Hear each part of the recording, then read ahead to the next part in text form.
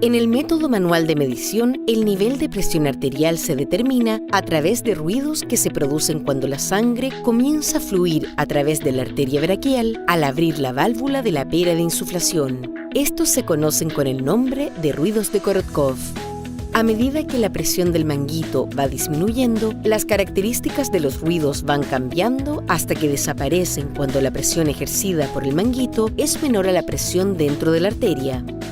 Los cambios observados permiten identificar 5 fases. Al abrir la válvula de insuflación desde el nivel máximo, se debe poner atención a los 2 primeros ruidos audibles.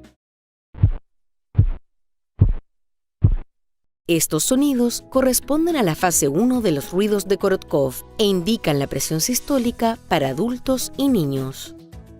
En la fase 2, los sonidos son acompañados de un tipo de murmullo.